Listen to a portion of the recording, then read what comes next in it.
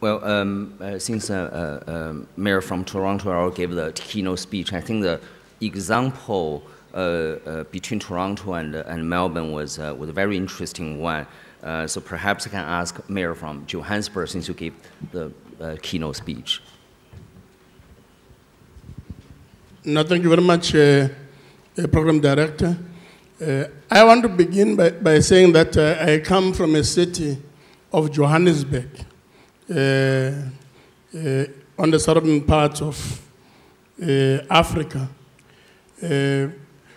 We are faced with challenges that are fairly similar to many challenges that face the cities of the world. Not identical, but fairly similar.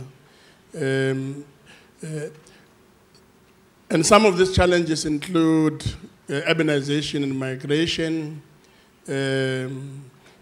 issues of building the economy and therefore creating jobs, service delivery challenges that include provision of electricity, clean drinking water, sanitation, roads, access to healthcare. And some of these include problems that have been experienced in many of the cities found in developed countries, urban renewal, and many of these. Of course, the question of climate change and global warming is our experience too. In this regard, one would really like to say that we are really seeking to address issues of poverty and underdevelopment. But we want to do so in a way that ensures, as many cities do, that we seek sustainable development solutions. And in this regard, I just want to indicate some of the work that we're doing. Many of you would know that just a few months ago, South Africa hosted the World Cup, 2010 Soccer World Cup. In the period leading to the World Cup, we made certain commitments. We said that we're going to plant over 200,000 trees by June 2010, and we've been able to achieve this target. And some of you may know that Johannesburg is one of the most treed cities in the world. We have more than 10 million trees. So in an ongoing way, we're consolidating the work that has been done to date.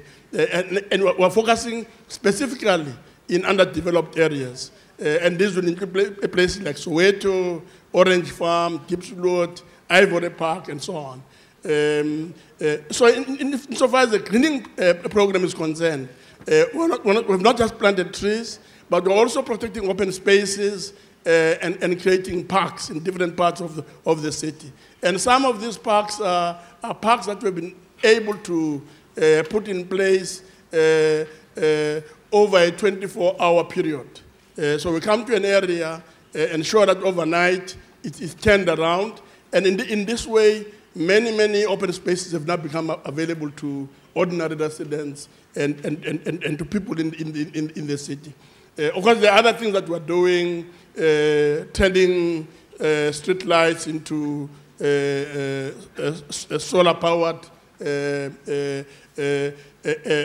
distributing energy efficient bulbs to many communities. We've also introduced a mass bus transport system, popularly known in the city as Ria via BRT. Its patronage has increased, and over a short period of time, we now stand at 35,000 people a day. This is increasing. who are winning over taxi operators, who are buying into this idea and becoming part of the process. I would say that we will continue to do these kinds of things, and we're making progress in many areas, including retrofitting of government buildings, not only the Johannesburg Metro Center, but our outlying 9 regional offices as well.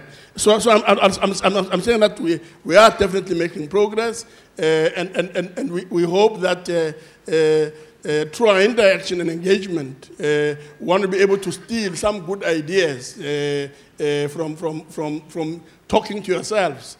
And hopefully at the end of this conference, we'll be able to say that there are things that we've learned from others, but also that we've been able to influence others to think in similar ways in relation to some of the work that we're doing. Thank you very much. Yeah, thank you, thank you.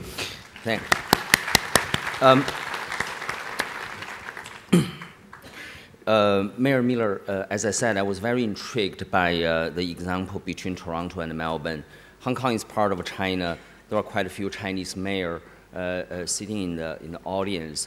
Perhaps you can actually offer some of Chinese mayors a few good ideas in terms of making a large, giant mega city such as Toronto a low carbon city.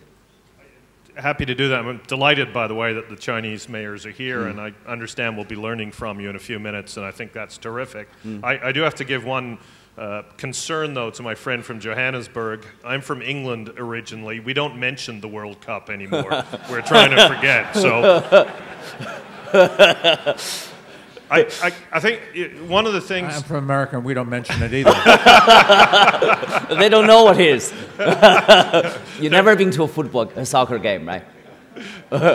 So well, like soccer, the issues that face cities bring us together, and I'm struck by the commonality between what my colleagues have been speaking about, and I think all of us live in cities that are undergoing growth, but in which there are also old buildings. And old buildings have a tremendous potential to help us live in a low-carbon way that's also economically sustainable.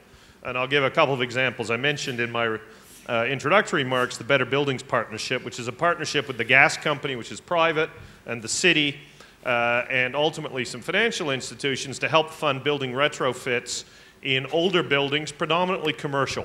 And we have done, over a decade, we've done about 1,000 projects.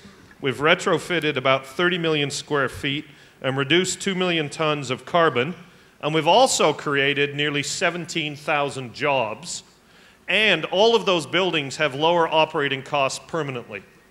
So there's an incredible economic case to be made, not just an environmental case. We have the same thing with our city buildings. We have a $100 million revolving loan fund in which we loan money to our departments to do energy retrofits. And one of the things we find, and I'll speak about a sport that Canada's a bit better in, which is ice hockey.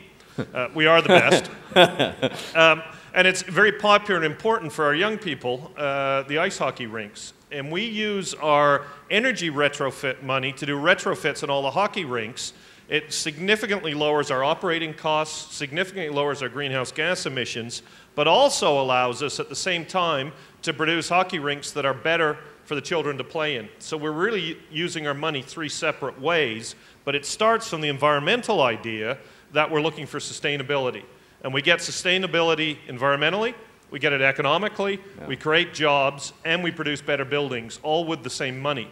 And I think that's the kind of program that works in C40 cities. And the example I gave with Melbourne, they learned from us. They found a new financing mechanism to encourage more private finance, and we're going to be trying that in Toronto. Mark Beckering from our environmental directorates here, and in his session we'll speak about it in more detail. But I think those are the lessons that when we learn them, allow us, as Mayor Bloomberg said, the market forces can help if we orient them the right way. And that's what we're trying to do in Toronto. Thank you. Thank you.